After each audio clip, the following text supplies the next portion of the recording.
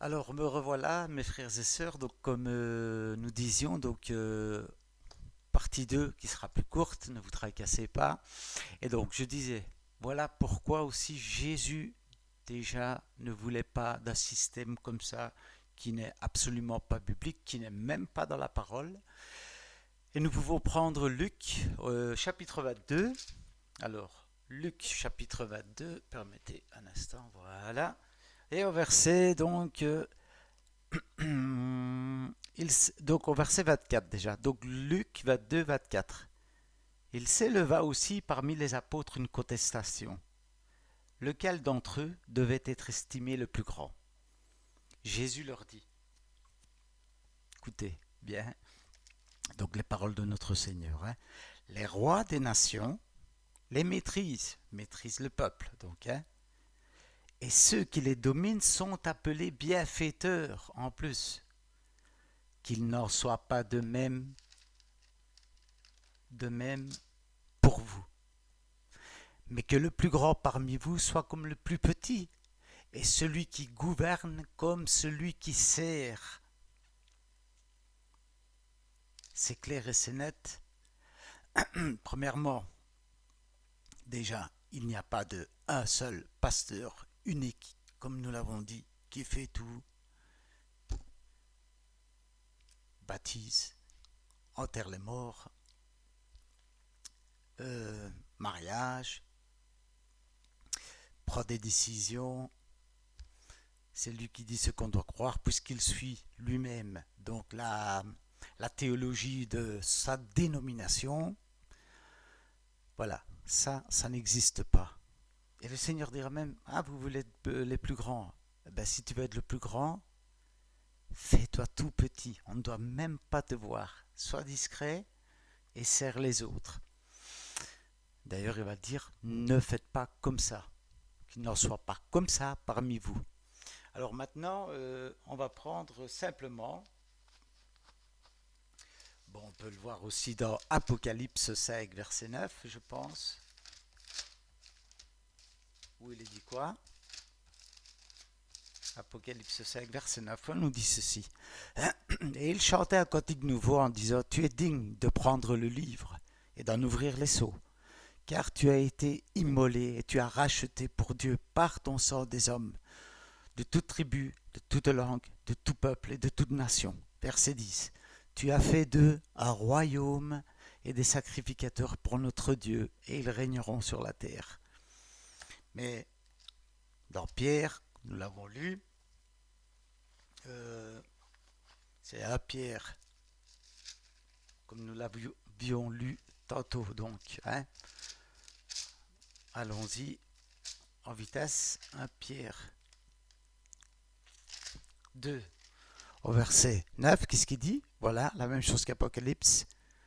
Vous, au contraire, vous êtes une race élue, un sacerdoce royal, une nation sainte, un peuple acquis, afin que vous annonciez les vertus de celui qui vous a appelé des ténèbres à son admirable lumière. Donc il a fait de nous quoi? Des rois, un sacerdoce royal, une nation sainte. C'est magnifique. Et donc,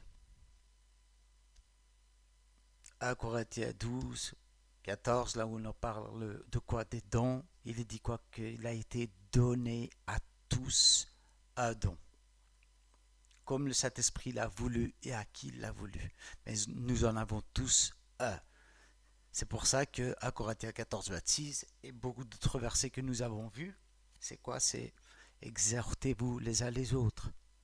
Instruisez-vous les uns les autres. Que tout se fasse pour l'édification commune.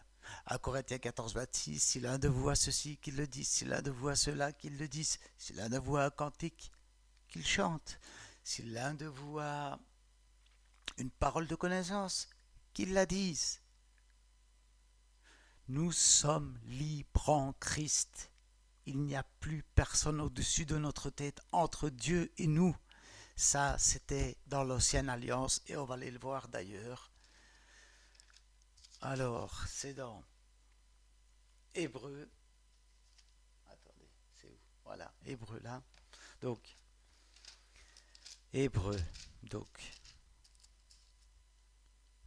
il y a tellement à dire parce que hébreu, justement, c'est vraiment ça, quoi. En fait, c'est justement ce sacerdoce qui est changé. Parce que dans le sacerdoce lévitique ou mosaïque, d'accord, qu'est-ce qui se passait? C'était que, donc il y avait un sacrificateur souverain qui rentrait une fois par an dans le lieu très saint, dans le temple, une fois par an. Et puis il y avait les autres sacrificateurs qui, eux, devaient faire continuellement le sacrifice des animaux pour le péché des pardons. Mais le peuple, lui, attendait dehors. Les sacrificateurs faisaient leur sacrifice, mais il y avait entre Dieu et eux un intermédiaire. C'était les sacrificateurs. Et tout ce système, c'était selon le sacerdoce de l'Ancien Testament. Et maintenant, qu'est-ce qu'on va nous dire dans Hébreux 7, 12? Regardez. Car le sacerdoce étant changé, nécessairement aussi, il y a un changement de loi. Amen. Maintenant, il n'y a plus entre nous, le peuple, et Dieu, quelqu'un qui doit parler de la part de Dieu. Mais non, ça c'était l'Ancien Testament. Ah oui, il y avait le prophète qui parlait de la part de Dieu au peuple. C'était dans l'Ancien Testament. Ici, nous avons tous l'Esprit de Dieu en nous. Nous, nous sommes tous oints. Nous sommes tous oints. C'est dans 1 Jean 2, 20, je pense. Regardez. Qu'est-ce qu'il a marqué? Ah ben exactement. Merci Seigneur, parce que vraiment, il nous met des versets comme ça. 1 Jean 2, 20. Pour vous, donc tous les croyants, vous avez reçu l'onction de la part de celui qui est saint, et vous avez tous de la connaissance. Amen. Donc, nous sommes tous oints. Nous ne sommes plus dans l'Ancien Testament. Oh, il ne faut pas toucher à l'homme de Dieu. Quel homme de Dieu? Trouvez-moi ça dans la Nouvelle Alliance, des Actes des Apôtres à la Genèse. Nous sommes tous des enfants de Dieu au même titre. Nous sommes tous un sacerdoce royal. Nous sommes tous des rois et des prêtres qui devons offrir à Dieu selon notre propre cœur, selon ce que nous donne l'Esprit quand nous nous réunissons, ce que l'Esprit a mis en nous. D'accord? Et nous avons tous quoi? L'onction. Nous sommes tous des oints, autrement dit. Voilà, ce n'est plus seulement avant, c'était oui, il y avait soit les sacrificateurs, soit les rois, soit les prophètes. Alors, donc Hébreux 7.12, nous l'avons lu. Qu'est-ce qu'il dit clairement? Qu'il y a un changement, puisqu'il y a un changement de sacerdoce, il y a un changement de loi. Amen. Alors, si vous prenez Hébreux, alors, Hébreux 9, et vous pouvez lire, faites-le franchement à la maison si vous voulez, donc chapitre 9, et vous faites de 1 à 10. Voilà. D'ailleurs, enfin, on va lire, vous savez quoi, on va lire les 3-4 premiers versets pour un peu rentrer dans le contexte. La première alliance, donc chapitre 9, verset 1, d'Hébreux, avait aussi des ordonnances relatives au culte et au sanctuaire terrestre. Au sanctuaire terrestre. D'accord? Des ordonnances qui étaient en rapport avec ce sanctuaire terrestre, avec l'ancienne alliance. Un tabernacle fut en effet construit dans la partie antérieure, appelée le lieu saint. Était le chandelier, la table et des pains de proposition. Derrière le second voile se trouvait la partie du tabernacle appelée le Saint des Saints, renfermant quoi? L'autel d'or pour les parfums, l'arche de l'alliance, entièrement recouverte d'or. Il y avait dans l'arche aussi quoi? Un vase d'or contenant la manne, la verge d'Aaron qui avait fleuri et les tables de l'alliance. Et au-dessus de l'arche étaient des chérubins, donc des anges, les chérubins de la gloire, couvrant de leurs ombres le propitiatoire. Ce n'est pas le moment de parler là-dessus qu'il va dire l'apôtre en tout cas. Hébreux 9, verset 6. Or, ces choses étaient ainsi disposées Or, ces choses, étant ainsi disposées, écoutez bien, les sacrificateurs qui font le service en tout temps dans la première partie du tabernacle. Ici, on nous dit bien les sacrificateurs qui font le service. Ce n'était pas le peuple de Dieu. Donc, il y avait des intermédiaires entre Dieu et le peuple, les sacrificateurs. Et qu'est-ce qu'il est dit? Qui font le service. Entre en tout temps dans la première partie du tabernacle. Il devait faire continuellement des sacrifices d'animaux. Et dans la seconde partie du tabernacle, le souverain sacrificateur seul, entrait, imaginez-vous, une fois par an, non sans y apporter du sang qu'il offre pour lui-même et pour les péchés du peuple déjà. Mais au verset 8, on nous dit, le Saint-Esprit montrait par là quoi? Que le chemin du lieu très saint n'était pas encore ouvert tant que le premier tabernacle subsistait. Verset 9. C'est une figure pour le temps actuel où l'on présente des offrandes et des sacrifices qui ne peuvent rendre parfait sous le rapport de la conscience celui qui rend ce culte. C'était une figure, c'était une image, encore une fois, Paul va le dire, c'était l'ombre des choses à venir. Maintenant que la réalité est venue en Christ, toutes ces choses ne sont plus à faire. On ne doit plus offrir des animaux, ok? On ne doit plus aller dans un lieu précis pour adorer Dieu. Jean 4, 24, Jésus l'a dit, là où 2 ou 3 sont rassemblés en mon nom, Jésus l'a dit. Il ne doit plus y avoir au-dessus de notre tête un intermédiaire entre nous et le peuple et Dieu, puisque là c'était seulement les sacrificateurs, nous l'avons lu, Hébreux 9 au verset 6 et 7 et 8. Voilà, et puis on nous dit, comme on a lu tantôt en Hébreux 7, 12, comme il y a eu un changement de sacerdoce ou un changement de loi, il y a forcément un changement de loi. Donc toutes ces choses finies, terminées. Notre souverain sacrificateur est où? Au ciel. D'ailleurs, il a dit qu'il intercède toujours pour nous. D'accord? Nous sommes quoi? Un royaume. Donc, il est bien dit, nous sommes une race élue, d'accord? Un sacerdoce royal. C'est nous tous maintenant. Ce n'est plus seulement quelques hommes qui pouvaient parler en faveur du peuple, qui pouvaient interagir en faveur du peuple. Maintenant, c'est nous tous qui devons offrir à Dieu quoi? Des sacrifices spirituels, de louanges, rendre grâce à Dieu. Et qu'est-ce qu'il est dit dans les épîtres, dans tout ce que nous avons lu, que quoi? Instruisez-vous les uns les autres, priez les uns les autres, chantez les uns les autres, par des psaumes, par des cantiques, etc. Voilà. Donc,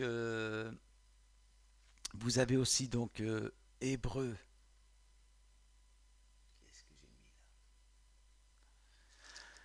Alors, attendez, hein,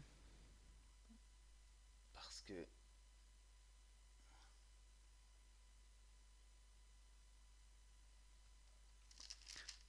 bon, il y a verset apparemment.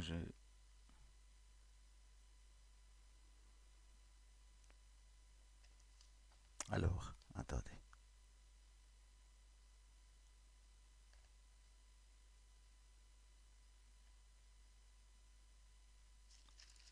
Vous pouvez lire Hébreux 9, donc je disais verset 1, commencer par là, jusque voilà, verset 9, où on nous dit que c'était une figure. Ok, la réalité étant venue, terminée. Alors, en plus de ça, Dieu ne s'arrête pas là. Dieu est merveilleux. Qu'est-ce qu'il va faire? Hébreux 10. Et au verset 9, qu'est-ce qu'il est dit? Il dit ensuite, c'est Jésus, voici, je viens pour faire ta volonté. Écoutez, ici, c'est clair et c'est net. Il abolit ainsi la première chose pour établir la seconde. Amen. Il a aboli quoi? La première chose, c'était quoi? La loi mosaïque, avec tout ce qu'elle comprenait, toutes les ordonnances et les dîmes, et la circoncision, et le sacrifice des animaux, et le sabbat, tout ça, et la Pâque, etc. Tout. Le fait que c'était les sacrificateurs. Donc il y avait, comme je vous ai dit, des intermédiaires entre le peuple et Dieu. Là, il n'y en a plus.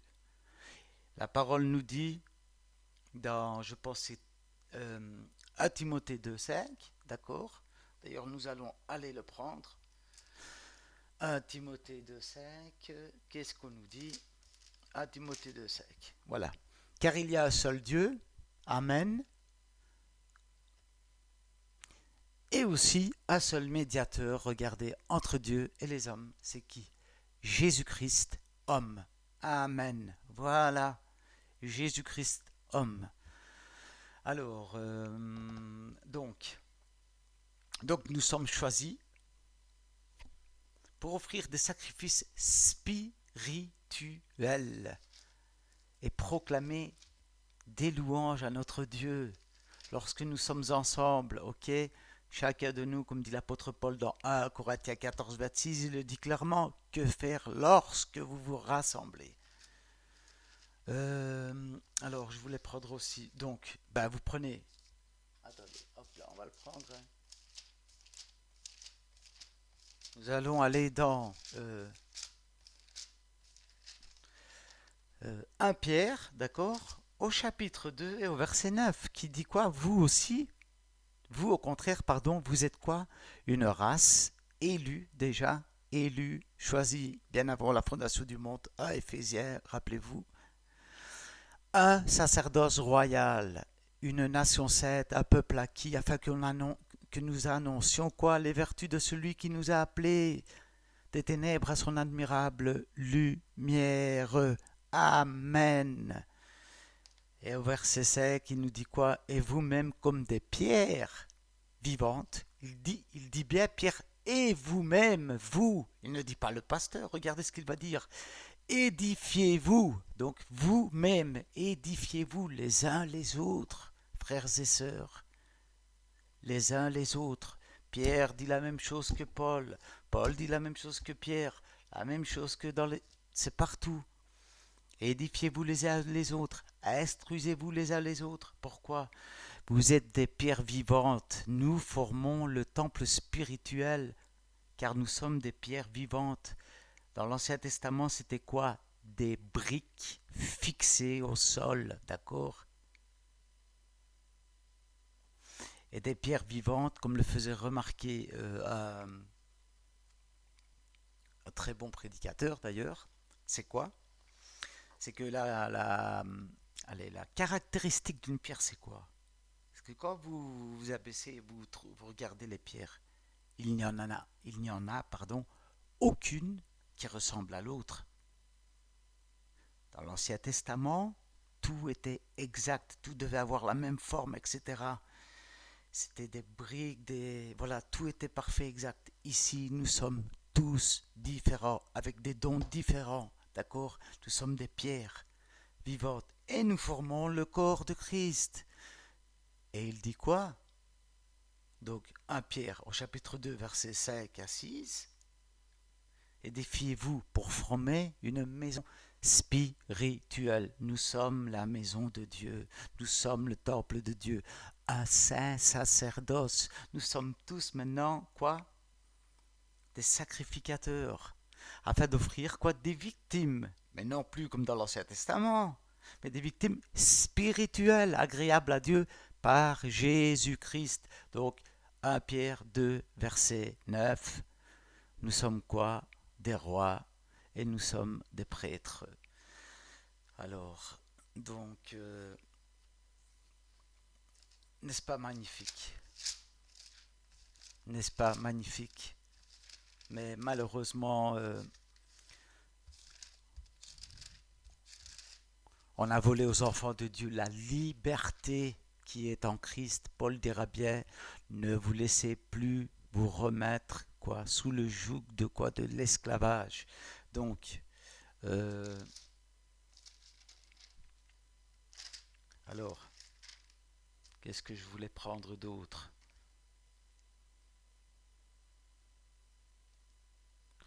Euh,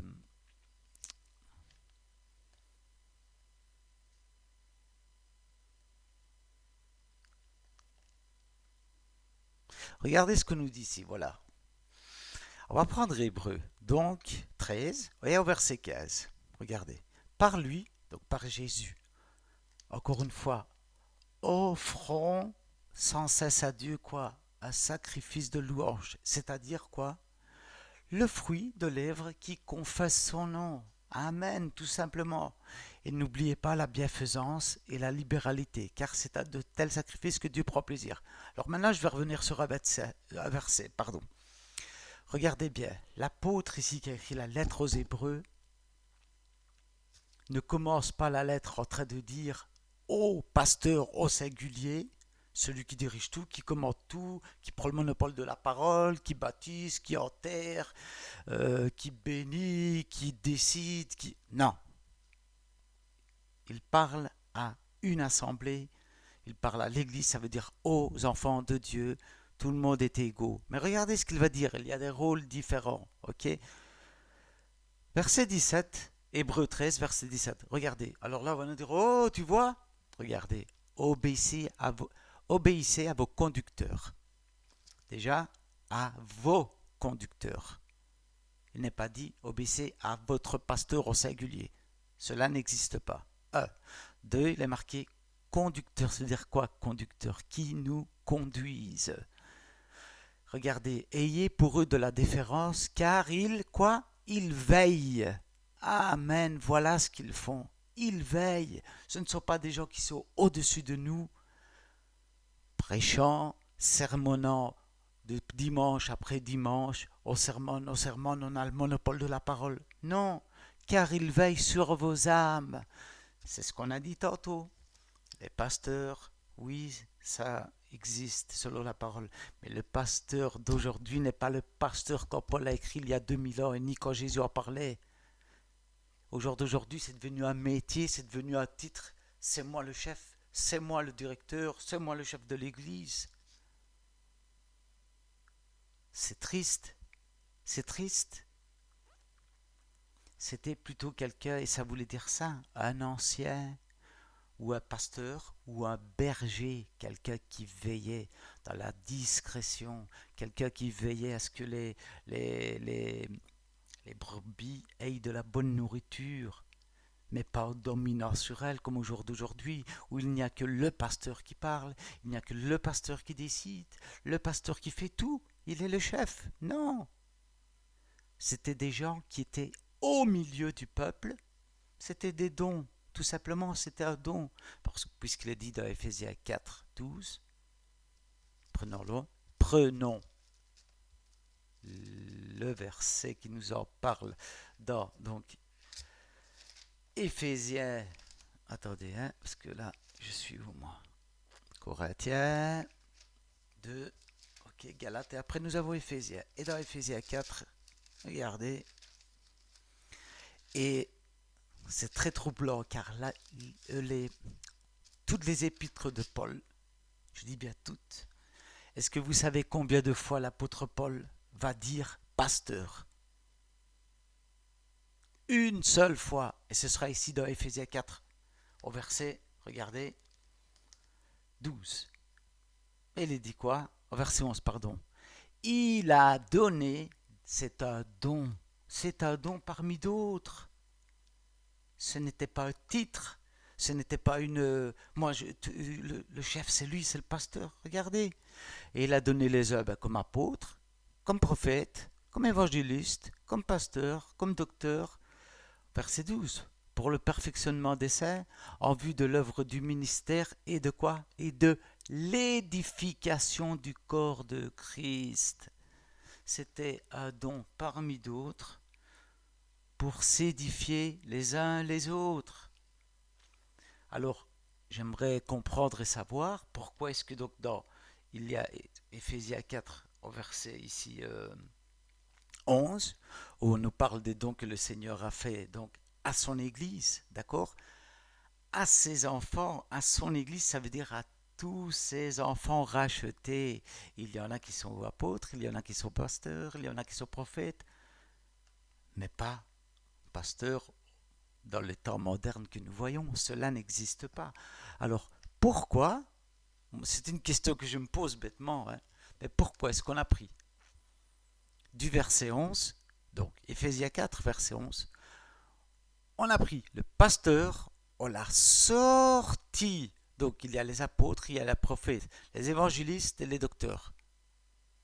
Et les pasteurs. On a pris pasteur, on l'a pris, on l'a sorti. On en a fait le maître des lieux. Et puis on en a fait quoi? Un professionnel de la parole. C'est lui l'homme de Dieu, c'est lui qui se charge de nous enseigner. Faux et archi-faux. Le Saint-Esprit dit Jésus vous conduira dans toute la vérité, pas un homme. Et il n'y a pas d'homme qui est entre Dieu et vous. Et pourquoi est-ce qu'on a pris un pasteur, on l'a sorti pour en faire ce qu'on en a fait aujourd'hui? Tout tourne autour du pasteur, autour du culte du pasteur. Or que nous avons vu que le vrai culte, c'est quoi? C'est un don de soi, corps, âme et esprit à Dieu de tous les jours. Autrement dit, l'obéissance de nos cœurs. Ça, c'est de 2. Et puis de 3 ici, nous avons sorti quoi? Pasteur. Et nous l'avons en plus salarié. Et ça, c'est grave. Où est-ce qu'il est écrit ici? Que le pasteur est quelqu'un de salarié. Alors on va vous dire, oh oui, mais dans l'Ancien Testament, mais justement le problème c'est que nous ne sommes plus dans l'Ancien Testament. Les gens qui travaillaient pour Dieu, mais ici on te dit, mais qui t'a dit que tu travailles pour? C'est un don. C'est un don. Il n'est marqué nulle part que tu dois être payé. Il n'est marqué nulle part que tu dois être sur l'estrade avec le monopole de la parole. Ce n'est pas ça. Nous ne voyons ça nulle part. Pasteur ou ancien, c'était la même chose. C'était des anciens qui étaient sages spirituellement, qui étaient au milieu du peuple, qui veillaient, qui surveillaient au bon ordre, à la bonne entente. Et s'il y avait quelqu'un qui déviait ou apportait une doctrine, par exemple, dangereuse, les anciens ou les pasteurs ou les bergers, appelés comme vous le voulez, qu'est-ce qu'ils faisaient? Ils venaient avec amour et redresser par la parole, par la sagesse qu'ils avaient, tout simplement, et par l'Esprit de Dieu, toujours conformément à la parole. Donc on ne trouve nulle part dans la Bible le modèle d'un pasteur principal unique qui dirige tout. Cela n'existe tout simplement pas. Et c'est très très très malheureux. Voilà. Donc, attendez, j'avais pris aussi... Hop là, on va vite tourner dans...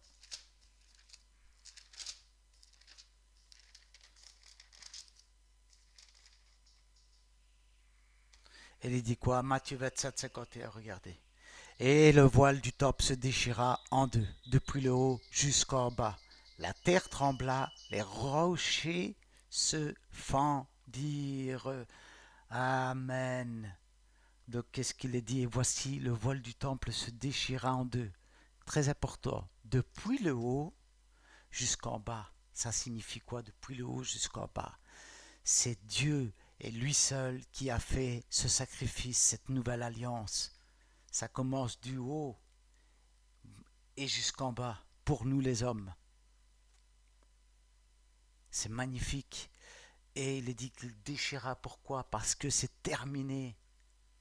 C'est terminé cette ancienne alliance avec toutes ces ordonnances, toutes ces pratiques, des personnes qui étaient comme intermédiaires entre Dieu et le peuple. Tout ça est fini. Nous sommes maintenant tous frères et sœurs. Il n'y en a pas qui est plus haut que l'autre. Ce sont des rôles différents, mais il n'y en a pas un qui doit avoir le monopole de la parole. Cela n'existe pas. C'est comme nous l'avons, enfin, comme votre frère ici l'a dit, prenez une assemblée dans le monde, dans tous les pays du monde, n'importe laquelle, baptiste, pentecôtiste, apostolique, assemblée de Dieu, il y en a tellement, charismatique, extra-galactique, je ne sais pas, prenez celle que vous voulez, et vous verrez que quoi. Et après on nous dira, mais c'est le Saint-Esprit qui dirige, hein. Ah, comment ça se fait? Donc peu importe la dénomination dont vous portez le nom, L'ordre est toujours le même. Et cet ordre-là vient d'où, mes amis? Et c'est grave. Vient de l'Église catholique, qui elle-même a pris cet ordre et cette institution. D'où? De l'Ancien Testament, tout simplement. Ils ont mis un homme à la tête. C'est lui qui prêche. Regardez, on va prendre église catholique, église peu importe laquelle, protestante, évangélique, peu importe laquelle. Vous savez ce qui change entre les deux? La seule différence, vous savez c'est laquelle? C'est que dans une, il y a des statuts et dans l'autre, il n'y en a pas. Dans les deux, vous avez un homme qui est là devant et c'est lui le chef. Côté catholique, c'est le prêtre. Côté protestant ou évangélique ou comme vous voulez l'appeler, c'est le pasteur. Le prêtre va faire son culte, mais ça va porter un autre nom. Je ne sais pas si c'est l'homélie ou la messe, pardon, voilà, la messe. Le pasteur, on va dire qu'il va faire quoi? Son sermon. L'église catholique a ses petits chantres, tous ceux qui sont habillés en blanc. L'église évangélique, protestante, mettez tout ce que vous voulez, ils ont quoi? Leur chorale. Ensuite, il y a l'assemblée. Et il y a l'assemblée. On passe avec le petit panier à offrande. On passe avec le petit panier à offrande. Vous ne voyez pas que le programme est le même partout? Maintenant, retirez l'église catholique. Prenons toutes les églises du monde, toutes les assemblées du monde. C'est toujours la même chose. Vous entrez, vous vous installez, il y a le chef de la chorale qui vient, des fois c'est le pasteur, peu importe, il commence avec les chansons, une petite prière avant, après plus ou moins 30 minutes, 45 minutes de chant, ça dépend des églises. On s'assied, vient celui qui va faire les annonces, etc. Puis hop, le clou du spectacle, le pasteur et son sermon. Et c'est partout la même chose. Sermon, pas d'une demi-heure, 40 minutes, ça dépend. Après ça, c'est quoi? Des fois, c'est la Sainte Seine, des fois pas. Ou alors, c'est quoi? Tout simplement une prière, voilà, que le Seigneur vous bénisse, qu'il vous garde toute la semaine, etc., etc. Vous connaissez la musique. Sermon qui a été préparé, enfin soit. Et l'ordre est programmé depuis des jours et des jours. Et l'ordre est le même partout, peu importe où vous alliez. Et cet ordre-là, cette échelle pyramidale, car c'est un système hiérarchique pyramidal, je le répète, pasteur au-dessus, le chef, ancien, 2, chorale, 3, le peuple en dessous, 4. Cela n'existe pas dans la parole. La simplicité de Christ, Paul va le dire. Paul va le dire, j'ai peur que vous... On va le prendre, c'est Galates. Attendez, hein. Galates.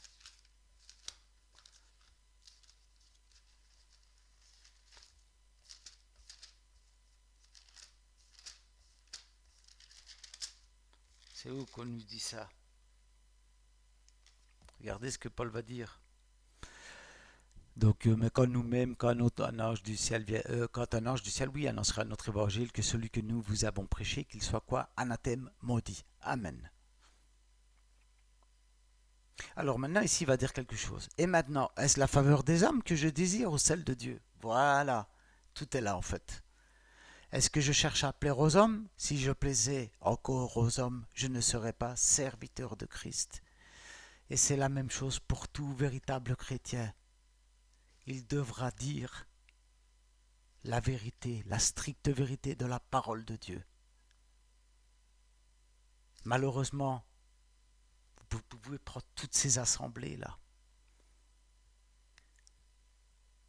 combien, je dis bien combien de faux enseignements avons-nous? Pourquoi? Parce qu'il faut garder les adeptes. Alors il faut leur donner des choses qui chatouillent leurs oreilles. Pour être un adepte ou pour être un membre, soi-disant, il faut aller là pendant 6 mois de manière continuelle. Ensuite, vous signez votre petite carte, je suis membre. Après, vous pouvez peut-être entrer dans le groupe de louanges qui n'existe même pas dans la Nouvelle Alliance, encore une fois. C'est tout le monde qui doit chanter et spontanément, si l'un de vous a un cantique, ou bien comme Paul dit, entretenez-vous par des psaumes et des cantiques. C'est les uns les autres. C'est pas une caste spéciale qui est là sur votre droite ou sur votre gauche, qui a décidé avec le pasteur ou le chef de la louange. Ça vient d'où ça aussi? Mais ça vient d'où? Où voyons-nous ça? Dans la Nouvelle Alliance, la chorale. Où? C'est un système babylonien. Je ne rigole pas, frères et sœurs, c'est sérieux ce que je vous dis. Lisez la parole, lisez la parole. Vous verrez que ce système-là est anti-biblique. Alors, ce que je voulais dire, donc, c'était quoi encore dans Galates.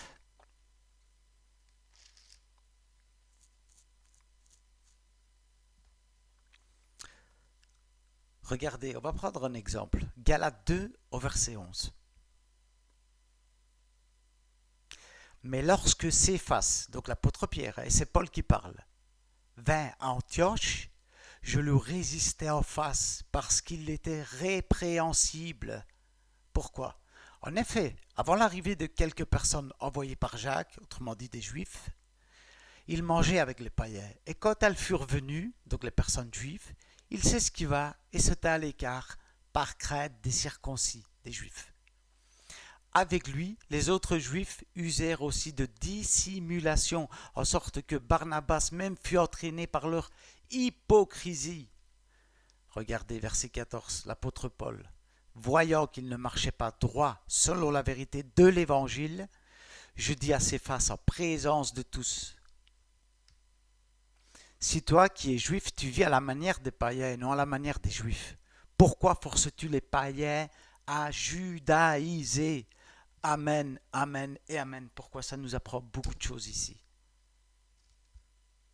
Il est dit donc Galates, chapitre 2, verset 11. Mais lorsque Céphas, donc Pierre, vint à Antioche, je lui résistais en face parce qu'il était répréhensible. Donc, Paul s'est permis de reprendre Pierre, même si Pierre avait marché avec Jésus, avait mangé avec Jésus, avait vécu avec Jésus. Il n'y a pas de supériorité spirituelle. La preuve en est là. Et Pierre va se laisser se reprendre. Regardez. Pourquoi? Parce qu'il marchait par hypocrisie. Parce que dans l'évangile, nous sommes libres de manger ce que nous voulons et comme nous le voulons. Et là, qu'est-ce qu'il va faire? Donc, Pierre peut faire son traître. Quand il va être avec les Juifs, qu'est-ce qu'il est dit? Avant l'arrivée de quelques personnes envoyées par Jacques, il mangeait avec les païens. Mais quand des Juifs sont arrivés, il s'est esquivé en traite. Il s'esquiva et se tint à l'écart, par crainte des Juifs.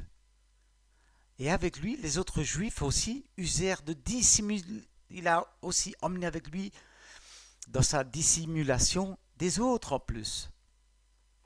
Alors Paul, là, au verset 14, il va dire, voyant qu'il, au pluriel, ne marchait pas droit selon la vérité de l'Évangile, la bonne nouvelle de la grâce, vous voyez, Paul n'avait pas peur. Ne vous laissez pas asservir par un homme.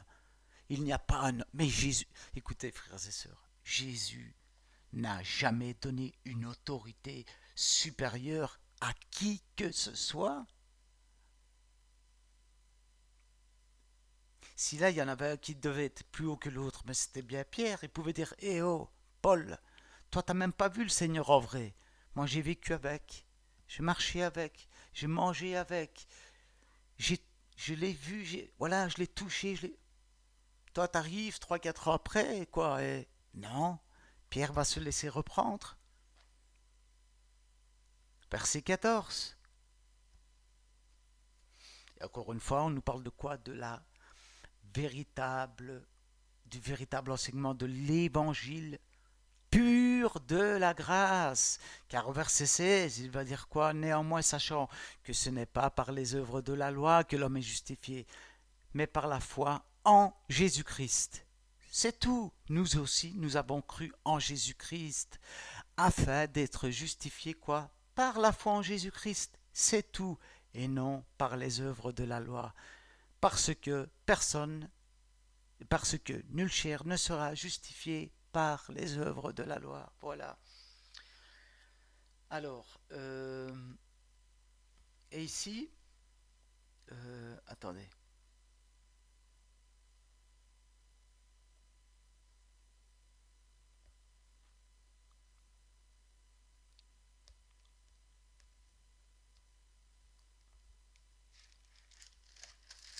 Attendez, hein, hop là.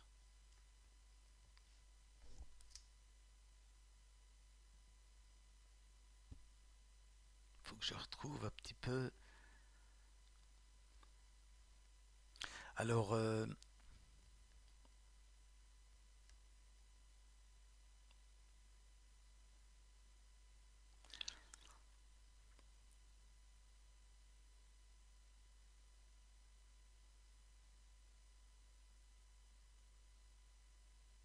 regardez ici, on peut prendre même ça.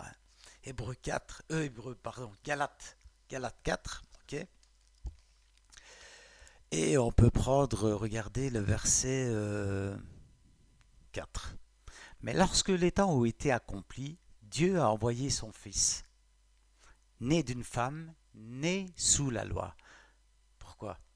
Parce que, afin qu'il racheta ceux qui étaient sous la loi, afin que nous reçussions l'adoption. Regardez verset 6, Galates 4. Et parce que vous êtes fils, Dieu a envoyé dans nos cœurs l'esprit de son Fils, lequel crie Abba, Père. Ainsi tu n'es plus esclave, mon frère, ma sœur, tu n'es plus esclave. Oui, tu dois être esclave, esclave de Christ, esclave de la vérité de cette parole qui nous a franchis. Ainsi tu n'es plus esclave mais fils, et si tu es fils, tu es aussi héritier par la grâce de Dieu. Amen. Et alors, il va dire ceci.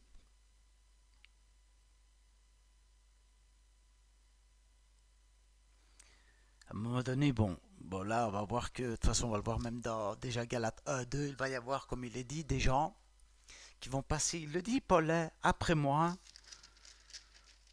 Il va le dire dans un autre même évangile. Non, là, il va les engueuler direct. Parce qu'ils vont se détourner. Mais il dit, oui, il y a des gens qui vous ont troublé, etc., etc. Voilà. Attendez, c'était où? Non pas qu'il y ait... Voilà, donc donc Galates 1 au verset 7. Non pas qu'il y ait un autre évangile, mais il y a des gens qui vous troublent et qui veulent renverser l'évangile de Christ. Encore une fois, ça c'est la preuve par A plus B que quoi?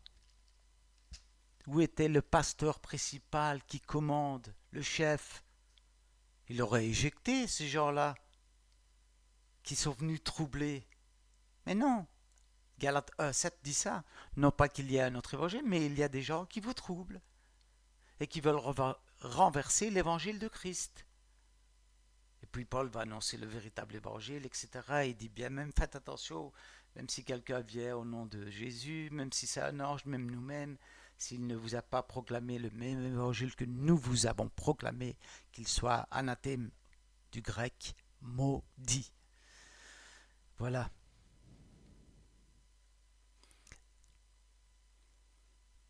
Alors,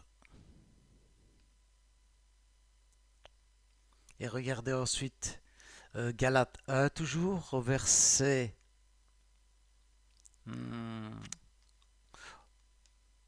pardon, Galates 2.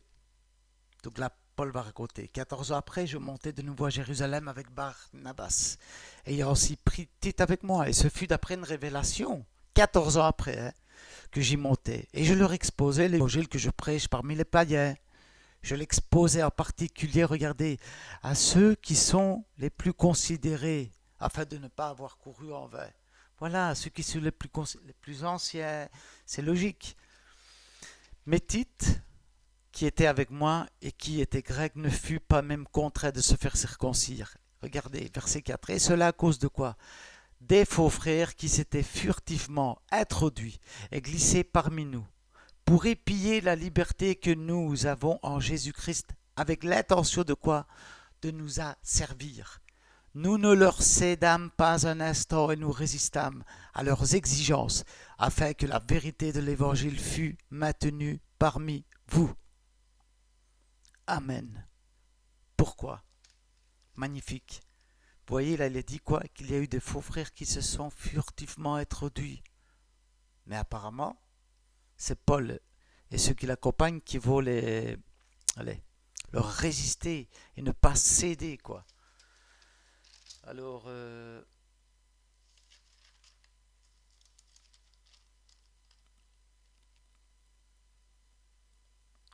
attendez, je vais le prendre, ça va aller plus vite.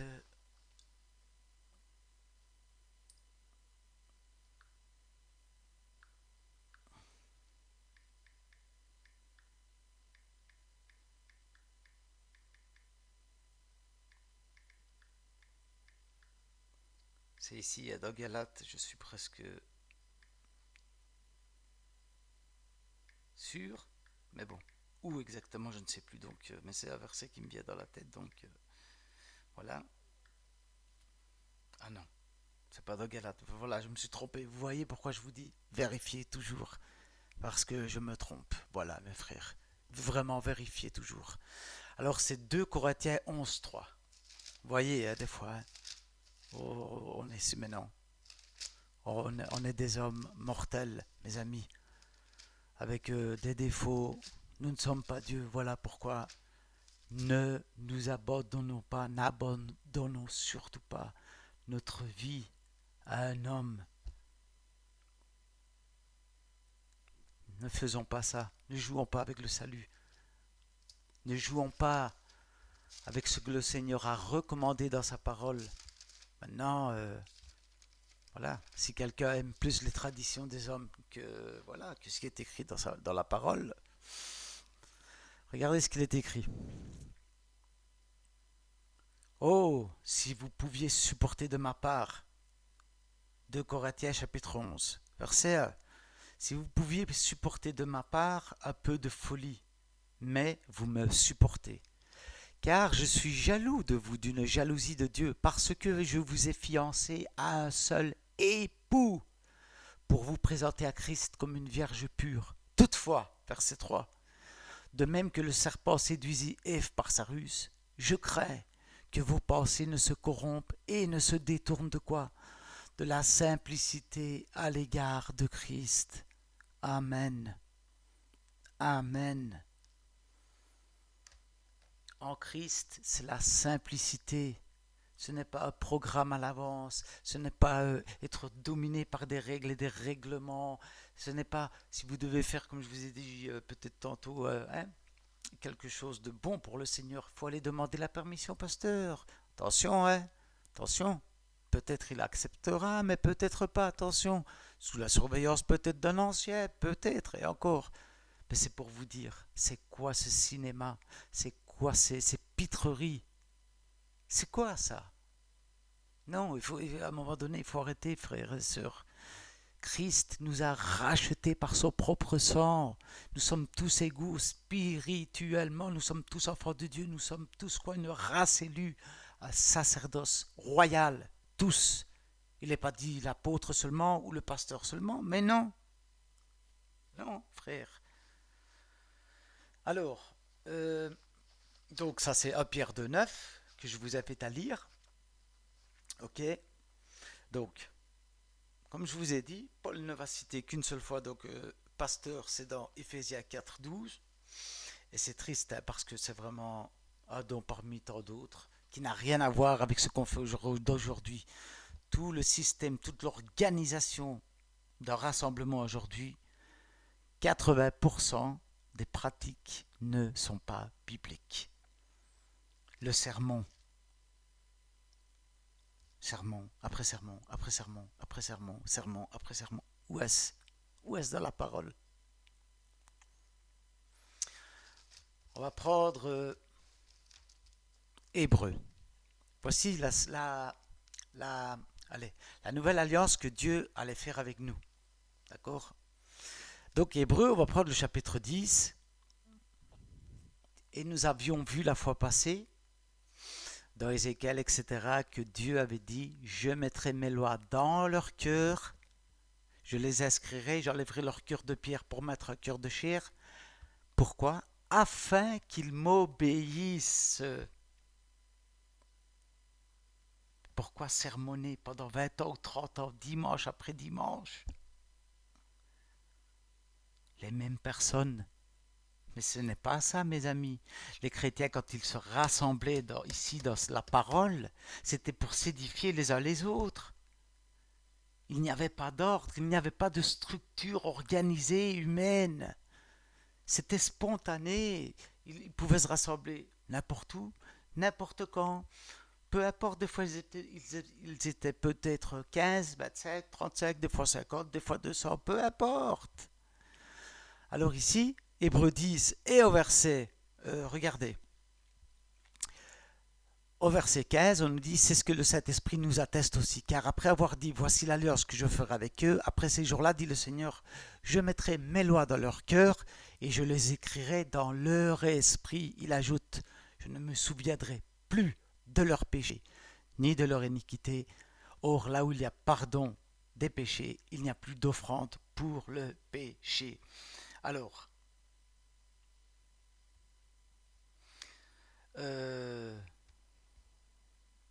et au verset 24, voilà, il nous dit quoi? Veillons, quoi? Veillons les uns sur les autres pour nous exciter à la charité, à l'amour et aux œuvres bonnes. Amen.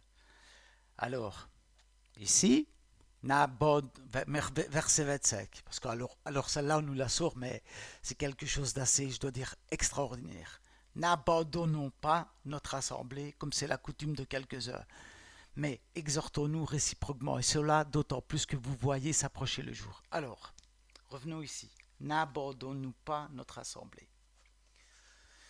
Déjà ici, l'apôtre qui parle ne peut pas parler d'un bâtiment, puisque ça n'existait pas. Ça, c'est de un. De deux, il ne parlait pas d'un temple, de quelque chose de physique. Mais il parlait de quoi? On va lire. Hein. N'abandonnons pas notre assemblée, comme c'est la coutume de quelques-uns, mais exhortons-nous réciproquement, et cela d'autant plus que vous voyez s'approcher le jour. Et là, il va expliquer, car si nous péchons volontairement, après avoir reçu la connaissance de la vérité, c'était quoi la connaissance de la vérité? Il ne reste plus, regardez, de sacrifice pour les péchés. Ça voulait dire quoi? Une fois que quelqu'un avait compris que le véritable sacrifice qui enlève une fois pour toutes les péchés était Christ, restez dans cette foi, restez dans cette union avec vos frères et sœurs. Quand il dit n'abandonnons pas notre assemblée, il va l'expliquer après, justement, verset 26. Car si nous péchons volontairement après avoir reçu la connaissance de la vérité, regardez ce qu'il dit, il ne reste plus de sacrifice pour les péchés. D'accord? Et c'est pour ça qu'il est dit, quelque part, n'abandonnons pas, il ne faut pas abandonner la foi, quoi. Frères et sœurs, il ne faut pas abandonner la foi. Cette foi qui sait que quoi? Qui sait que c'est Christ seul qui nous a rachetés, qui nous a pardonné une fois pour toutes.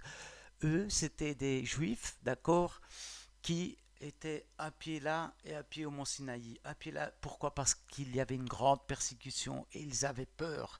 Donc il y en a qui étaient tentés de retourner au bazar, au sacrifice des animaux. Et ça, Paul va dire, Paul, l'apôtre qui écrit ici, va dire, attention, attention, c'est grave. D'ailleurs, au verset 29, qu'est-ce qu'il va dire? De quel pire châtiment pensez-vous que sera jugé digne Celui qui aura foulé aux pieds qui? Le Fils de Dieu. Celui qui aura rejeté le Fils de Dieu. De quel châtiment vous pensez qu'il sera jugé? Voilà. Alors, ok. Alors, qu'est-ce que je voulais... Attendez, donc un autre verset.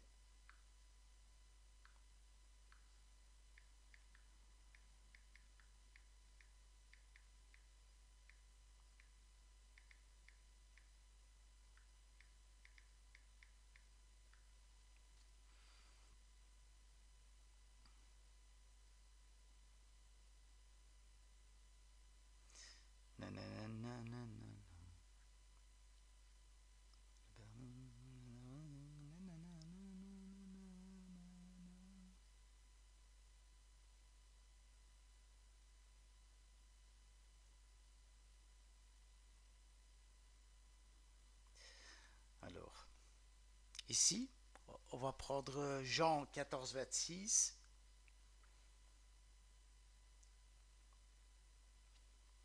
Donc, Jean 14, 26. Regardez ce qu'on nous dit. Hein. Vous allez me dire peut-être, oh, mes frères, il est marqué qu'il y a des enseignants, etc., etc. N'oublions pas, frères et sœurs aussi, plusieurs choses. Oui, il y a des enseignants. Amen et gloire à Dieu qui ont reçu ce don-là. Et encore une fois, comme nous l'avons expliqué tantôt, ici votre frère, ce n'est pas des gens, il n'est marqué nulle part que c'est quelqu'un qui va prendre le monopole de la parole du 1er janvier au 31 décembre. Non, c'est pas ça. Peut-être qu'il a une révélation d'un certain verset ou quoi, qui est biblique d'ailleurs. Hein.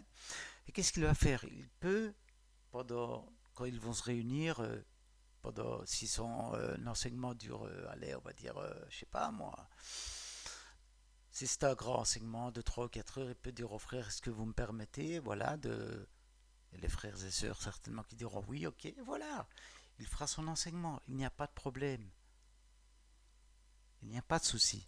Mais regardez ce qu'il est dit. Dans Jean 14, 16, il est dit quoi, mes amis? Et c'est, il n'y a pas que là, hein.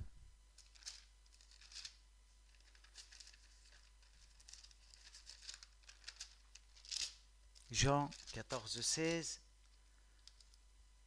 et au verset 26. Hein. Regardez. Regardez. Jean 14, 16, verset 26. Mais le consolateur, écoutez, l'Esprit Saint, donc qui viendra habiter en nous, et c'est sa maison, nous sommes le temple de l'Esprit Saint, nous sommes le temple de Dieu. Donc je reprends, Jean 14, 26. Mais le consolateur, l'Esprit Saint, que le Père enverra en mon nom, quoi? Il va faire quoi, frères et sœurs? Vous enseignera toutes choses et vous rappellera tout ce que je vous ai dit. Vous enseignera toutes choses. Jean 2, 20 nous dit aussi quoi? La même chose. Donc ici, attendez, nous allons prendre déjà Jean 7, 39. C'est magnifique. Regardez, qu'est-ce qui va se passer? Donc Jean 7 au verset 39. Jésus dit ceci.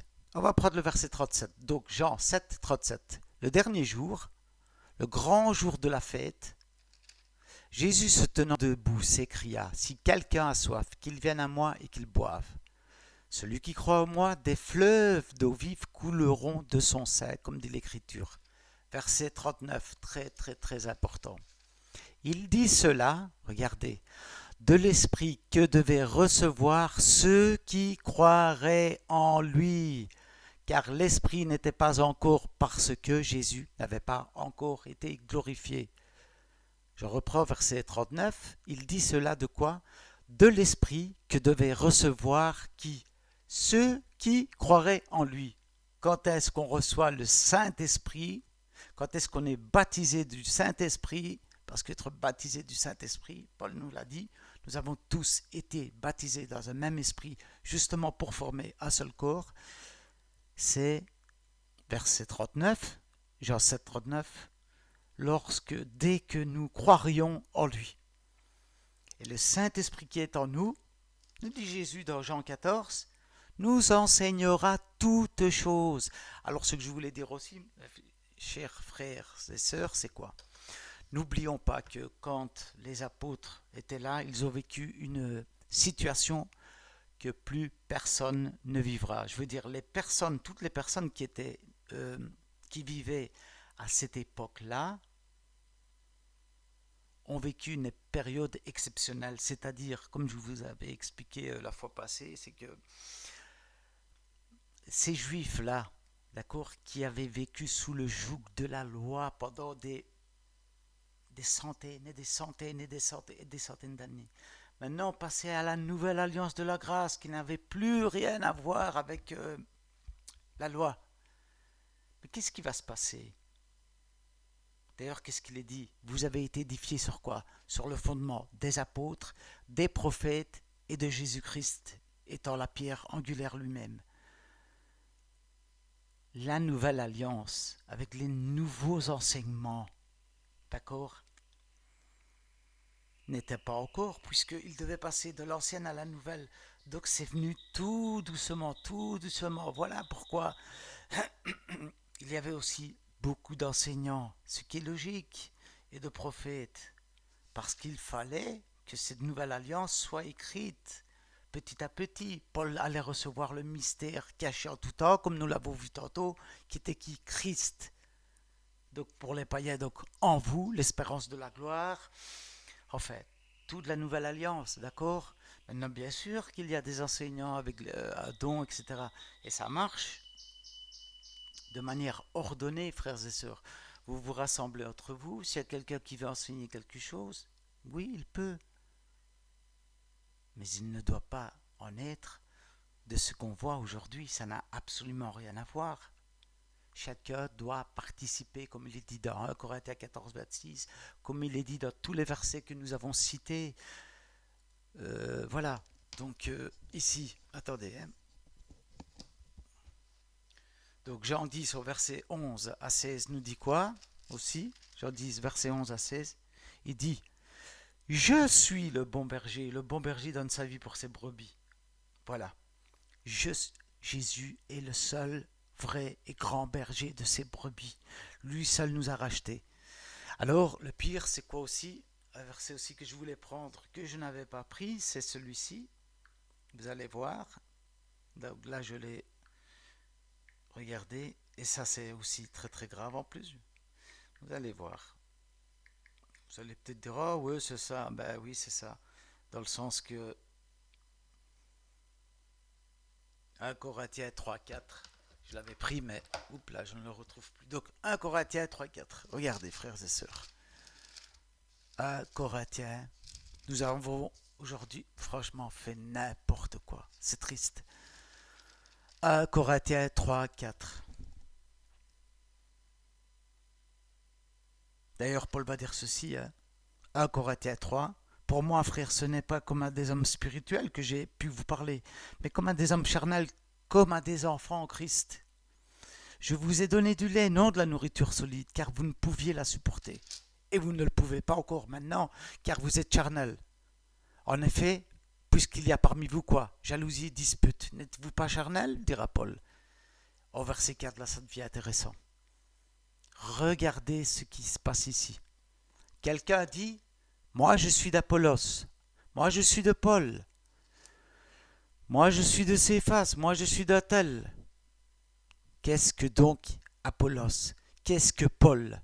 Des serviteurs par le moyen duquel vous avez cru, selon que le Seigneur l'a donné. Et 1 Corinthiens 1, 12, 1 Corinthiens 1 au verset 12, voilà. 1 Corinthiens 1 au verset 11, il dit ceci. Car mes frères, j'ai appris à votre sujet par les gens de Chloé, pas par le pasteur principal, il n'y en a pas, qu'il y a des disputes au milieu de vous. Je veux dire que chacun de vous parle ainsi. Moi, je suis de Paul, moi d'Apollos, et moi de Céphas, et moi de Christ. Christ est-il divisé? Paul a-t-il été crucifié pour vous? Est-ce au nom de Paul que vous avez été baptisés? Et aujourd'hui, c'est la même chose, frères et sœurs. Moi, je suis baptiste. Moi, je suis pentecôtiste. Oh non, moi, je suis apostolique.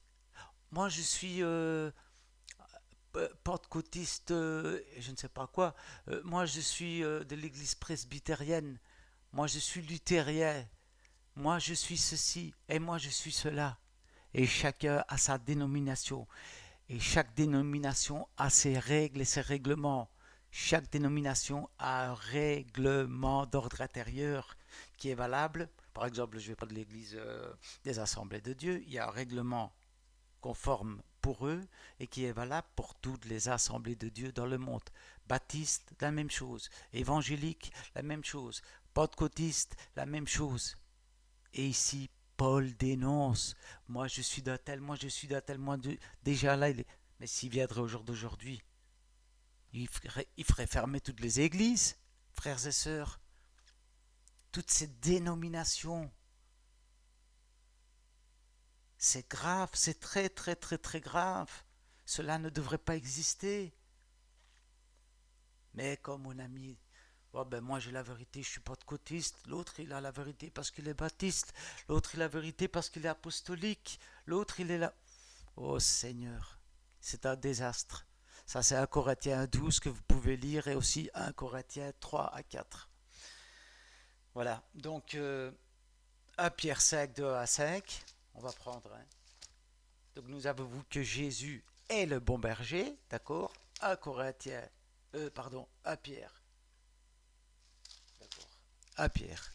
Alors, donc 1 Pierre 5, 1 Pierre, chapitre 5, d'accord? Regardez ici, c'est magnifique. Donc Pierre, donc l'épître de Pierre. Écoutez, l'épître de Pierre. Regardez, c'est très très important. Pierre, apôtre de Jésus-Christ, donc il écrit, hein, à ceux qui sont étrangers et dispersés dans le pont, la Galatie, la Cappadoce, l'Asie et la Bithynie, et qui sont élus selon la préscience de Dieu le Père, par la sanctification de l'Esprit. Donc Pierre va écrire à qui ici? À ceux qui sont étrangers et dispersés où? Dans le pont, dans la Galatie, la Cappadoce, l'Asie, la Bithynie. Donc il écrit encore une fois aux chrétiens, pas un seul pasteur. Mais regardez ce qui est magnifique. Nous prenons la même lettre et à la fin, pas quasiment, au chapitre 5, 1 Pierre 5. Voici, regardez bien, regardez ici, c'est très très très important. Voici les exhortations que j'adresse aux anciens qui sont parmi vous. N'est-ce pas extraordinaire? Donc Pierre s'adresse à eux quand? Et même pas à eux directement, c'est ça le pire. Il dit, voici les exhortations que j'adresse aux anciens qui sont parmi vous. Donc il parle aux frères en leur disant, bon, j'adresse une exhortation aux anciens qui sont parmi vous, au milieu de vous. Donc, anciens ou pasteurs, c'était la même chose. Vous vous imaginez? Donc, aux anciens qui sont parmi vous. Regardez, moi, donc c'est Pierre qui parle, hein? Anciens comme eux, témoins des souffrances de Christ. Regardez, magnifique. Verset 2. Paissez le troupeau de Dieu qui est sous votre garde. Voilà encore une fois, surveillez, gardez. Ça n'a rien à voir avec ce qu'on fait aujourd'hui. Non par contrainte, mais volontairement selon Dieu. Non pour un gain sordide, pour l'argent, pour des dîmes, et pour des offrandes, et pour des offrandes volontaires, et pour, si tu veux que Dieu te bénisse ceci, cela.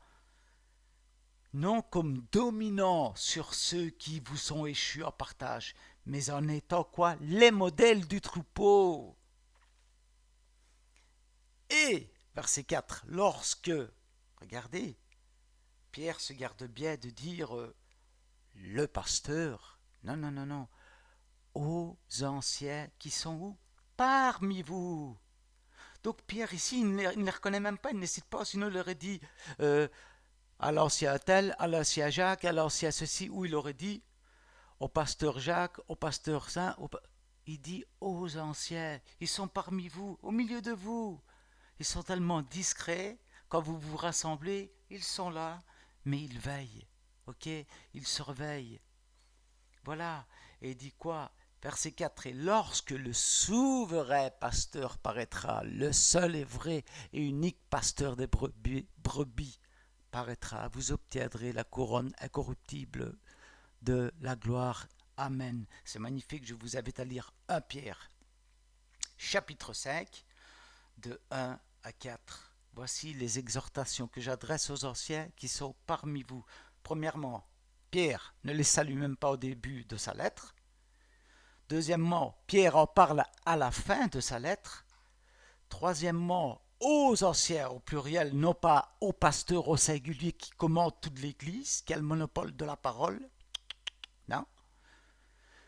Et aux anciens surtout, non pas qu'il y ait un monopole de la parole qui est au-dessus, mais aux anciens qui sont parmi vous. Il ne sait même pas c'est qui, il ne les cite même pas.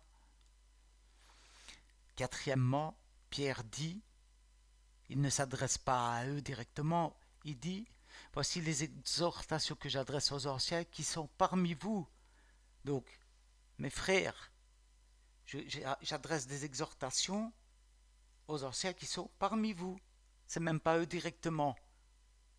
Vous voyez combien on est éloigné du modèle de nos assemblées. C'est triste. C'est vraiment très très triste. Alors, et là nous voyons encore une fois après dans 1 Pierre 5, donc, et au verset 4, un seul souverain pasteur qui est Jésus-Christ. Ancien voulait dire quoi? Frère plus âgé ou vieillard. Ok, ça venait du mot presbyte, P-R-E-S-B-U-T-E-S. Ok, et évêque, ça venait de épiscopos, et qui voulait dire gardien ou protecteur ou quelqu'un qui veille sur d'autres, mais pas le rôle d'aujourd'hui, non.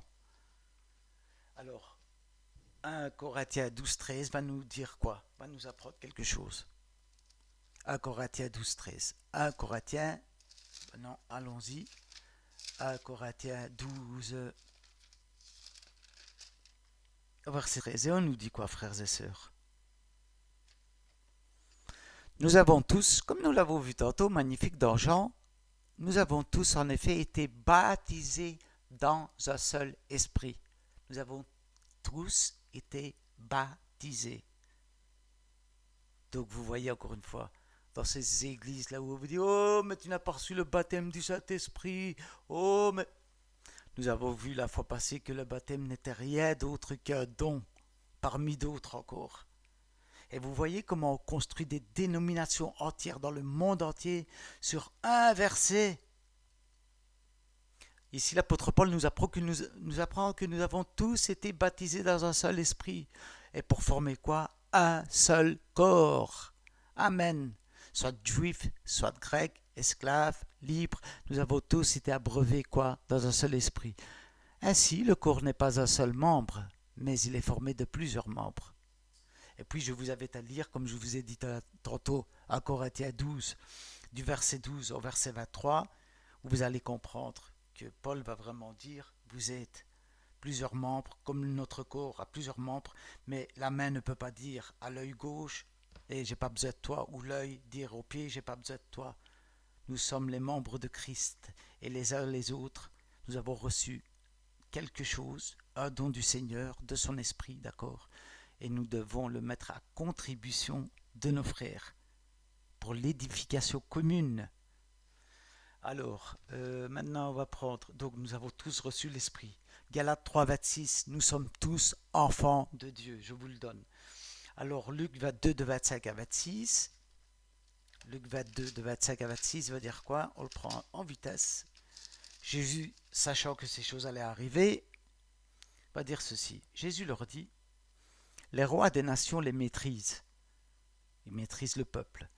Et ceux qui les dominent sont appelés bienfaiteurs. En plus, on les appelle bienfaiteurs. Qu'il n'en soit pas de même pour vous, mais que le plus grand parmi vous soit comme le plus petit, et celui qui gouverne comme celui qui sert. Tout est dit. Acte 8, 4. Alors ici, nous allons voir. Qu'est-ce qui va se passer? Voilà. Acte 8 au verset 4. Alors, acte 8, regardez, acte 8 verset 1, il est dit déjà ceci. Saul avait approuvé le meurtre d'Étienne. Il y eut ce jour-là une grande persécution contre l'église de Jérusalem, et tous, excepté les apôtres, se dispersaient dans les contrées de la Judée et de la Samarie. Des hommes pieux ensevelirent Étienne et le pleurèrent à grand bruit. Saul, de son côté, regardez, on va apprendre des choses, ravager l'église, pénétrant où? Dans le bâtiment? Non. Saul, de son côté, ravageait l'église, pénétrant dans les maisons. Il en arrachait hommes, femmes, et les faisait jeter en prison. Regardez maintenant. Ceux qui avaient été dispersés cherchaient une église, bâtiment pour... Non, pardon, c'est pas ça en fait. Ah non, ils n'ont pas cherché une église ou un pasteur ou... Non, pas du tout. Qu'est-ce qui s'est passé? Acte 8, verset 4. Ceux qui avaient été dispersés allaient de lieu en lieu, annonçant la bonne nouvelle de la parole. Verset 5. Philippe, étant descendu dans la ville de Samarie, y prêcha le Christ, et des foules entières étaient attentives à ce que disait Philippe, etc., etc. Verset 6. Donc vous pouvez lire donc acte 8, verset de 1 à 5 ou à 6, comme vous voulez, et vous allez voir quoi? Que donc, premièrement, on revoit encore une fois que Saul ici ravageait l'église, alors de maison en maison, d'accord? Donc, c'était dans les maisons, parce que l'église, c'est nous, le temple, c'est nous, le corps de Christ, c'est nous, l'épouse, c'est nous, les brebis, c'est nous. Et puis, qu'est-ce que nous voyons? Que ceux qui ont été dispersés, les chrétiens qui ont été dispersés, ils n'ont pas été affolés comme au jour d'aujourd'hui. Oh, il me faut une église, il me faut un pasteur, il me faut un bâtiment, il me faut... Non, c'était des chrétiens matures qui savaient que c'était eux-mêmes qui étaient, quoi, le temple de Dieu. Ils savaient que c'était eux-mêmes qui avaient reçu, quoi, de la part de Dieu, un don. Et voilà. Et ils allaient de lieu en lieu, quoi, prêcher la parole du Seigneur. Dans la simplicité, mes amis. Corinthiens 12, de 12 à 31, donc que je vous ai dit tantôt de lire, et vous verrez que l'Église est un corps. Éphésiens 1, de 22 à 23, qu'est-ce qu'on nous dit là? Éphésiens 1,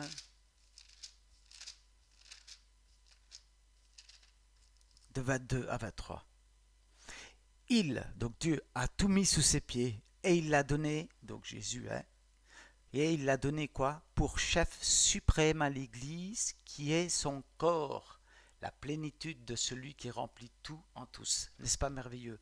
Donc Christ, remplit tout en tous. De deux, il est dit que nous sommes son corps et que lui est la tête, ça a été dit autre part.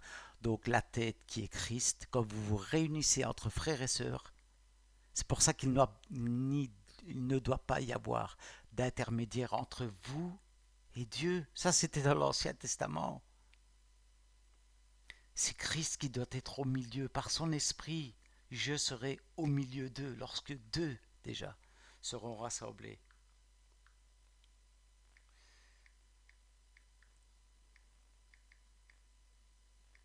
Alors, je vais...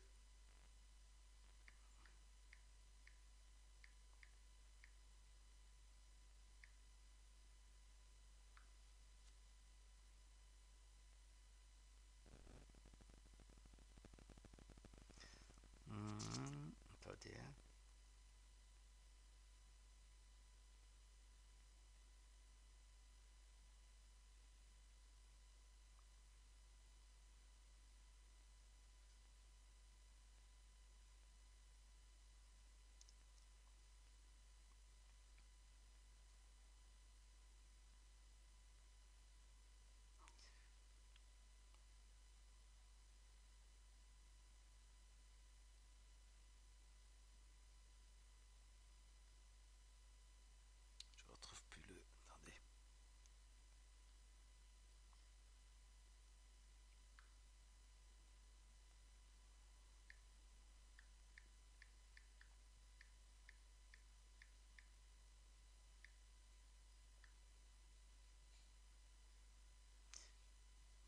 C'est là que je voulais en venir. Donc, on va prendre Hébreux 8, 11. Attendez, d'abord, on va prendre...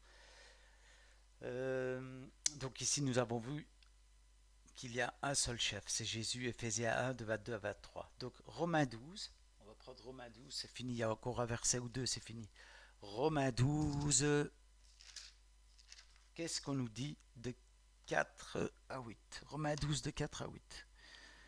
Car comme nous avons plusieurs membres dans un seul corps, et que tous les membres n'ont pas la même fonction, regardez, ainsi nous qui sommes plusieurs, nous formons un seul corps en Christ, et nous sommes tous membres les uns des autres, et non pas les uns d'un seul, d'un autre. Le pasteur, non, les uns des autres. Puisque nous avons des dons différents, regardez, selon la grâce qui nous a été accordée, que celui qui a le don de prophétie l'exerce selon l'analogie de la foi, que celui qui est appelé au ministère s'attache à quoi? À son ministère, que celui qui enseigne s'attache à quoi? À son enseignement, que celui qui exhorte à l'exhortation, que celui qui donne le fasse avec quoi? Libéralité, etc. Que celui qui pratique la miséricorde le fasse avec quoi? Avec joie, etc., etc. Et donc, encore une fois, qu'est-ce que nous voyons au verset 6? Romains 12, verset 6. Puisque nous avons des dons différents, on a tous au moins un don, selon la grâce qui nous a été accordée. Voilà. Alors, ensuite, on nous dit ce qu'il a dit dans 1 Corinthiens 14, 26. Donc, si quelqu'un a ceci, qu'il le dise, si l'autre a cela, qu'il le dise, si l'autre a cela. Voilà. Donc, prenons maintenant 1 Thessaloniciens 5, 11. Et puis je prendrai un dernier verset et vous allez voir que 1 Thessaloniciens 5, 11. Et qu'est-ce qu'il est dit? Regardez. C'est pourquoi, l'apôtre Paul qui écrit là, exhortez-vous réciproquement et édifiez-vous les uns les autres, comme en réalité vous le faites. Amen. Exhortez-vous les uns les autres, frères et sœurs. Édifiez-vous, s'édifier les uns les autres. Voilà.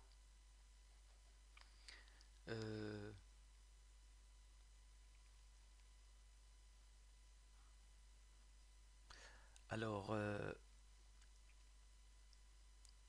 des fois, bon, il faut savoir aussi qu'il y a des versets. N'oublions pas que ça a toujours été traduit du grec au français parce que, logiquement, d'ailleurs, j'ai une version, d'ailleurs, où on a traduit correctement le mot ecclésia du grec, en quoi? Appelé hors d'eux ou assemblée. Et là, il dit bien l'assemblée ou la communauté. Voyez? Donc là, il l'a traduit correctement. Et donc, des fois, c'était, je pense, de la King James. Il y a eu des versions où, quand il y avait un certain roi qui était à la tête, quand il y a eu des traductions, et comme des fois des rois étaient impliqués dans la monarchie, donc même allez, dans la religion, on va dire, il y avait certains versets qui étaient poussés à les mettre comme pour faire croire qu'il y avait une autorité spirituelle quelque part, ou voilà. Mais nous voyons vraiment par la pensée du Seigneur des apôtres et partout qu'il n'y en a pas, qu'il n'y a pas un seul pasteur, commandant et chef de toute une assemblée, bâtiment. D'autant plus que déjà à la base, le temple n'est pas un bâtiment, mais le temple, c'est nous-mêmes qui sommes le temple. Maintenant, vous allez me dire, oui, mais on est quand même deux ou trois là. Oui, c'est vrai, et gloire à Dieu. Et Dieu, gloire à lui. Pourquoi? Parce qu'il est tellement bon que malgré nos défaillances et malgré... parce que c'est pas biblique, il est toujours là et tout, mais sa voix est vraiment étouffée. C'est quoi? C'est des programmes humains dirigés par l'homme. Tout est programmé à l'avance, comme nous avons expliqué tantôt, frères et sœurs. Le Saint-Esprit ne peut pas agir librement. Qu'est-ce que Jésus a dit quand quelqu'un naît de nouveau à Nicodème? C'est comme le vent. Tu ne sais ni d'où il vient, ni où il va. L'Esprit de Dieu, c'est comme ça. Quand vous vous rassemblez entre frères et sœurs, Là, il dit Jésus, je suis là, au milieu de vous. Il n'y a pas besoin de l'appeler. Comme dans les assemblées, oh Seigneur, nous t'invitons. Ah bon, ah vous invitez le... Ah d'accord, ok. Donc Dieu donc n'est pas omniscient, n'est pas omniprésent. Ben, on l'invite maintenant. Ah. D'autant plus qu'il dit que déjà lorsque deux sont en mon nom, je suis au milieu de vous. Bon, passons, parce que si on en vient avec les fausses doctrines, je crois qu'on va durer encore pour 3 heures. Donc voilà, nous voyons que partout, c'est quoi? C'est à chaque fois les uns les autres. Les dons qu'on a reçus, nous devons l'exploiter pour l'édification commune des uns des autres. Alors il y a aussi Colossiens. Alors j'allais l'oublier celui-là. Attendez. Colossiens. Donc Colossiens. Colossiens 3, 16. Regardez ce qu'il va dire Paul. Hein. Que la parole de Christ habite parmi vous abondamment. Parmi vous. Instruisez-vous. S'instruire, c'est bien s'apprendre des choses, s'enseigner quelque part. C'est ça que ça veut dire, instruire. Si je dis, c'est moi qui ai instruit ma fille, ça veut dire, c'est moi qui lui ai appris, c'est moi qui l'ai enseigné. Et là, l'apôtre Paul nous dit quoi? Donc, Colossiens 3, au verset 16, que la parole de Christ habite parmi vous, abondamment. Instruisez-vous et exhortez-vous. Par le pasteur? Non. Regardez, on relit que la parole de Christ habite parmi vous abondamment, frères et sœurs. Instruisez-vous et exhortez-vous les uns les autres, en toute sagesse, par des psaumes, par des hymnes, par des cantiques spirituels, chantant à Dieu dans vos cœurs, sous l'inspiration de la grâce, non pas sous l'inspiration d'une chorale programmée 4 jours à l'avance, non pas sous l'inspiration d'institutions humaines, sous l'inspiration de la grâce ou sous l'inspiration du Saint-Esprit. Voilà. Donc ici c'est très très bien dit, exhortez-vous les uns les autres, instruisez-vous, ça veut vraiment dire là, donc voilà, enseignez-vous quelque part les uns les autres. Par quoi? Par des psaumes en toute sagesse, par des hymnes, par des cantiques spirituels, chantant à Dieu dans vos cœurs sous l'inspiration de la grâce. Amen. Et si je vais vous donner, donc attendez, hein. On va prendre Hébreu, et je vais terminer avec ça. Et on va me dire, oh mes frères, je sais bien déjà ce qu'on va me dire. Ouais, mais alors pourquoi il y a des enseignants, etc., etc. Oui, Dieu a bien donné des dons d'enseignants. Oui, Dieu a bien donné des dons de pasteurs, d'évangélistes, etc., etc.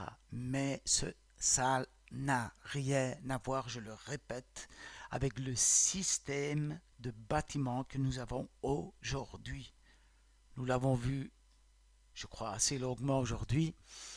Mais ce qui est intéressant ici, c'est quoi? C'est que Jésus nous avait promis dans Jean, au chapitre 14, verset 26, le Saint-Esprit vous conduira dans toute la vérité et quoi? Et il vous enseignera.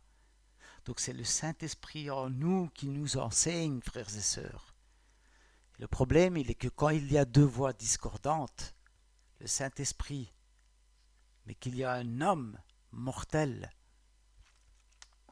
et qui bien souvent, malheureusement, parce que ce sont des institutions, parce qu'on veut garder des membres, on veut garder des adeptes, on va prêcher des choses qui chatouillent à l'oreille, on ne dira pas véritablement la véritable parole stricte de Dieu, parce qu'on a des comptes à rendre à des autres, ou sinon on se fera jeter de l'église, parce que pourquoi? Même l'église, le peuple va dire, mais attends, tu nous as baladés pendant des années, maintenant tu nous dis que c'est pas vrai ce que tu racontais. C'est la vérité, frères et sœurs. Malheureusement, ils sont pris dans un engrenage, ils sont pris dans un... C'est très très laid en fait, c'est très très laid même pour eux. Il faut vraiment prier pour que le Seigneur vraiment, allez, restitue à son Église, à son épouse, l'ordre qu'il lui a assigné, le sacerdoce royal qu'il a donné tous ses enfants. Alors ici, en Hébreu 8 et au verset 11, on nous dit ceci. Mais voici l'alliance, donc verset 10, que je ferai avec la maison d'Israël après ces jours-là, dit le Seigneur. Donc je mettrai mes lois dans leur cœur, je les écrirai dans leur cœur, je serai leur Dieu, ils seront mon peuple. Aucun n'enseignera plus son concitoyen, ni aucun son frère en disant « Connais le Seigneur », car tous me connaîtront depuis le plus petit jusqu'au plus grand d'entre eux, etc., etc. Donc, qui nous enseigne aussi, frères et sœurs, le Saint-Esprit. Donc, lorsque vous vous réunissez entre frères et sœurs, mais n'ayez pas de crainte, l'Esprit de Dieu est en vous.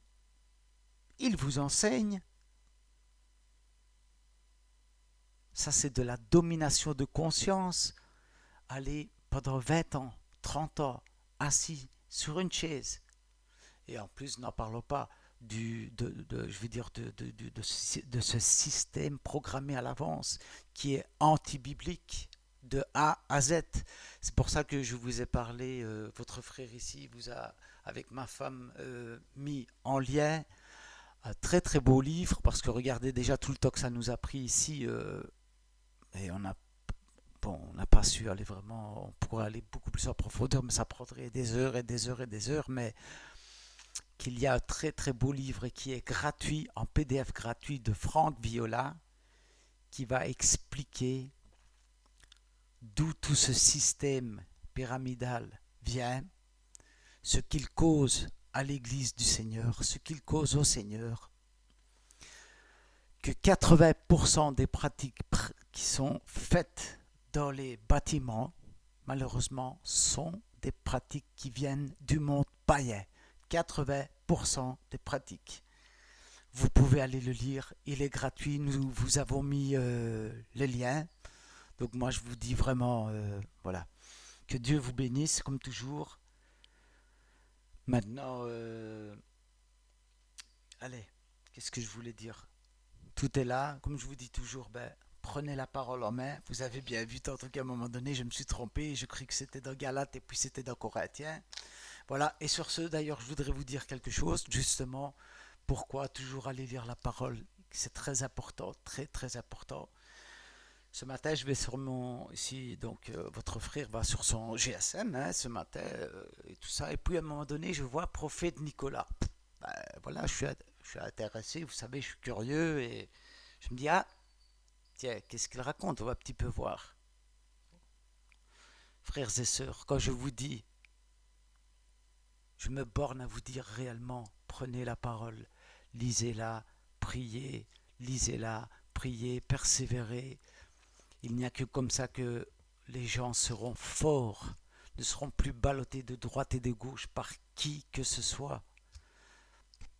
Donc ce matin, donc, je clique sur Prophète Nicolas et donc vous voyez, hop, j'atterris chez lui. Et je vois des prédications, mais qu'est-ce que je vois, mes frères, mes sœurs? Oh Seigneur. Je vois comme titre, je suis le Messie. Et je vous raconte comment je vous ai affronté, ou voilà, un truc. Oh là là. Alors quand j'ai vu ça, évidemment, avec amour, bien sûr, mais j'ai écrit un commentaire lui disant, mais vous dites je suis le Messie. Mais c'est grave. Le Messie, quand il va revenir du ciel. De un, pour enlever les siens, et de deux, pour il reviendra avec nous sur terre. Et il commence à... Enfin, je ne sais pas si... En tout cas, c'est très grave. Et il se dit bien le Messie. Et vous savez, le pire, c'est qu'il y a des personnes qui ont dit à cette personne-là, donc celui qui se prend pour le Messie, merci maître. Vous voyez, frères et sœurs, quand on ne lit pas la parole, c'est très, très, très dangereux. Je me dis comment est-ce possible que des gens arrivent encore à croire. Et le type est tout à fait sérieux. Hein. Vous pouvez aller, donc vous tapez donc prophète Nicolas. Il a des titres. je suis le Messie. Alors il mélange tout. Il dit qu'il y a Elohim, donc oui, ça c'est Dieu, c'est vrai, mais après il dit qu'il y a encore 12 Elohim qui ressemblent tellement à Elohim qu'on a du mal à les distinguer. Et puis, ouf, enfin, je vous raconte pas le. Mais pour vous dire vraiment de. Moi, je vous le dis pour vous et par amour vraiment, parce qu'au jour d'aujourd'hui, c'est la grande, grande, grande catastrophe. Ça a été annoncé par le Seigneur lui-même. Il y aurait de faux Christ, de faux prophètes. Par l'apôtre Paul, il disait quoi? Je sais que après mon départ, déjà l'apôtre Paul, il y a 2000 ans, il disait quoi? Je sais qu'après mon départ, il s'introduira parmi vous des loups. Frères et sœurs, 2000 ans plus tard, nous sommes. Et il avait bien dit aussi, l'Esprit dit expressément que dans les derniers jours, les hommes ne supporteront plus la saine doctrine, mais que quoi? Ils se donneront eux-mêmes une foule de docteurs qui vont plaire à leurs oreilles. Ne soyez pas... c'est pas parce que tout le monde le fait que c'est vrai. Vous voyez ce que je veux dire? On va prendre un cas, le cas de le salut par la grâce, le salut par la foi. Okay, donc le Seigneur en 1500 a suscité Martin Luther. Mais avant ça, bon, les 100 ans avant, il y avait un autre réformateur, Jean Hus, qui avait aussi été suscité par le Seigneur pour le salut par la foi. Mais c'était pas aussi connu, je veux dire, que Martin Luther qui a révolutionné toute l'Europe et puis tout le monde. Alors, ce que je veux dire par ici, c'est quoi, frères et sœurs? C'est que si nous prenons la période avant Martin Luther et avant Jean Hus, comment le monde entier croyait? Le monde entier était manipulé par les catholiques parce qu'il n'y avait qu'eux qui avaient la parole, et en plus de ça, ils la lisaient en latin dans les messes. Donc, ils croyaient en quoi? En un salut par les œuvres, donc marcher à quatre pattes sur les marches de l'église, acheter ceci, acheter cela, acheter les indulgences, etc., etc.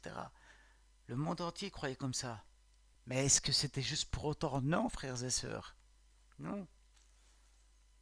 Alors c'est pas parce qu'au jour d'aujourd'hui, quasiment le monde entier a des systèmes, a des bâtiments, etc., etc., qu'il ne faut pas analyser à la lumière des Écritures et se poser de sérieuses questions parce que franchement, voilà quoi. Donc, analysez par vous-même, prenez la parole, tout simplement. Et pour ceux, vraiment, je les encourage à aller lire le livre de Franck Viola. Donc, le christianisme paganisé. Et c'est vraiment ça, frères et sœurs. Voilà. Donc je vous laisse sur ce, je vous laisse.